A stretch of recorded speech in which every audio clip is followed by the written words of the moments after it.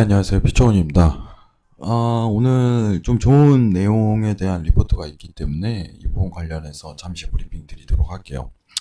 일전에 사실 제가 이제 연중 관련해 갖고 급락에 대한 이유에 대해서 설명을 했었는데, 지난 6월 회의록과는 좀 회의적인 시각 자체가 다소 매파적인 상황 자체가 연출됐기 때문에 급락에 대한 장세가 20일 새벽 3시 이제 회의록 발표에 나왔다 이렇게 했는데, 바로 어떻게 보면 전일 장세에서 좀 급등에 대한 장세가 나왔어요. 사실 저희가 이제 전일 이제 미증시보다는 좀 골드에 포커스를 맞췄기 때문에 사실 미증시에 대해서 매수세에 대해서 좀 더 집중을 안 하던 경향이 있었는데, 지금 장세 자체가 또 신고가를 갱신한 상태입니다. 미증시 나스닥 기준으로 11,524포인트에 대한 고가 갱신 중인데, 이거와 관련된 연준의 모멘텀, 그리고 연준의 상황, 이거에 대한 의사, 내용을, 어떤 내용을 품고 있는지, 과연 어떤 관점 자체가 아직도 유지 중인지, 그리고 또 이것을 바라보는 시각 자체가 어떤 시각을 다수적으로 내포하고 있는지, 이 부분을 좀 판단하도록 하겠습니다. 자, 제목은 사실 이제 연준의 생각은 변하지 않았다입니다. 여러분들.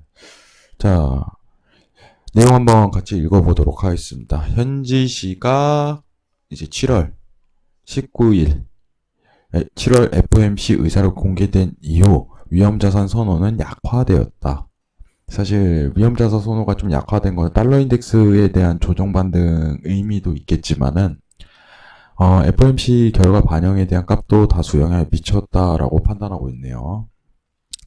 전일 증시 하락 전환과 달러 강세폭 확대, 이게 좀 크죠, 상대적으로.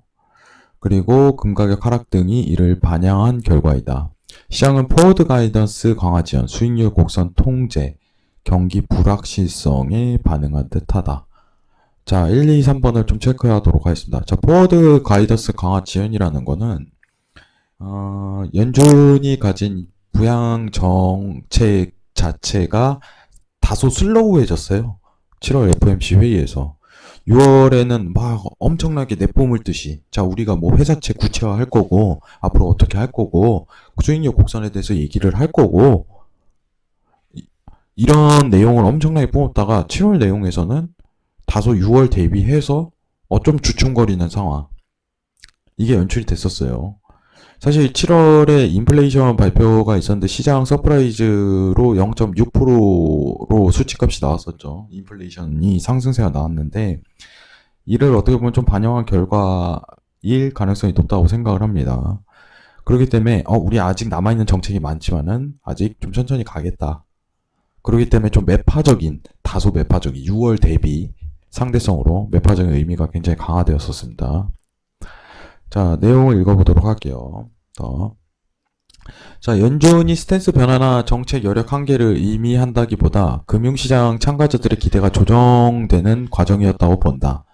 다양한 수단을 동원해 코로나19에 어떻게 보면은 대응했고, 남은 카드로 활용할 것이기 때문이다. 이게 중요한 내용입니다.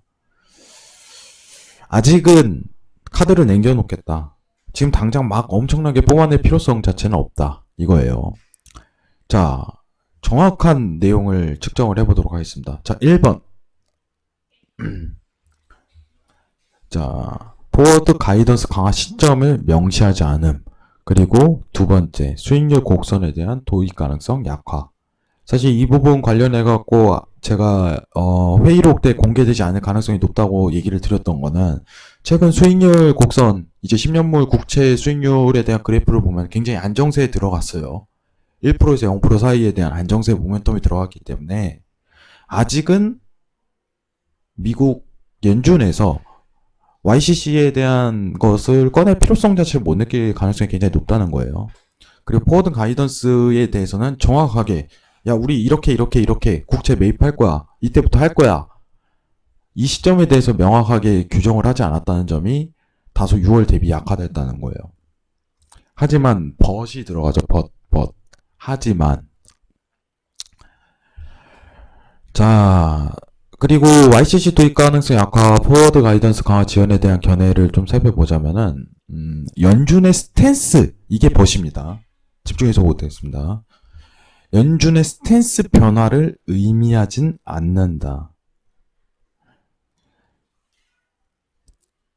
자, 그리고 YCC의 소극적인 이유는 굳이 지금입니다. 지금 굳이 도입할 필요성이 없다는 게 지금 상황인 거예요.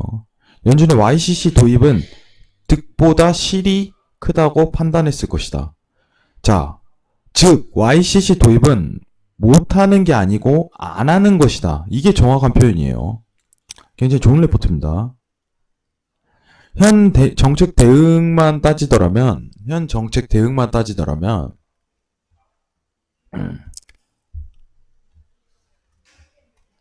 정책 대응만으로 금융 여건의 안정이 어려움, 민간 부분 미약, YCC 도입은 재차 논의될 수 있다. 그렇기 때문에 아직은 안 하는 거다. 못 하는 게 아니고 안 하는 거다. 그러면 언제든지 나올 가능성이 높아요. 자, 지금 하이드 스프레드 자체를 본다면은 굉장히 안정화 구간으로 좀 들어가고 있다. 그죠? 스프레드 자체, 크레딧 스프레드 낮아질수록 안정화 단계에 들어가는 거예요. 아시겠죠? 신속한 대응으로 자금 유동에 대한 경색이나 이런 부분이 있습니다. 그러나 아직까지는 그 부분은 아니라는 거를 이번 FOMC 회의록에서 진행했다. 여러분들이 착각하지 말아야 될 게 스탠스 변화를 의미하지 않는다는 건 집중하셔야 됩니다. 앞으로도 계속 통화 정책에 대해서 진행 가능성 열려 있다. 이 내용 자체를 여러분은 한번 명시 기준을 읽어보시기 바랍니다. 이번 FOMC 7월 의사록에서 비록 상대적으로 6월 대비해서 엄청난 변화를 나타냈지만 이 내용 자체가 연준의 스탠스를 전반적으로 변화하는 게 아니라 다소 슬로우 타임을 거는 거예요. YCC 나올 가능성이 9월로 원래 예측을 6월 당시 했었는데 굉장히 딜레이가 될 가능성이 높아지는 거죠. 상황이. 앞으로 이런 정책의 내용이 계속적으로 나올 가능성이 굉장히 큽니다. 자, 저희가 이제 굉장히 좋은 레포트 내용을 가지고 한 번 더 설명을 드리는데 연준 정책에 대해서 헷갈리시는 분들이 굉장히 많기 때문에 실제 연준 의사록에 어떤 내용이 나와 있고 그죠? 어떤 걸 의미하는지 그리고 이거에 대한 해석까지 첫째, 둘째 써있는 레포트 정리 내용을 카페에 게시를 해놨습니다. 굉장히 좋은 내용입니다. 최근 나왔던 레포트 중에 어떻게 보면 분석 자체가 이루어졌다고 좀 판단하는 레포트예요.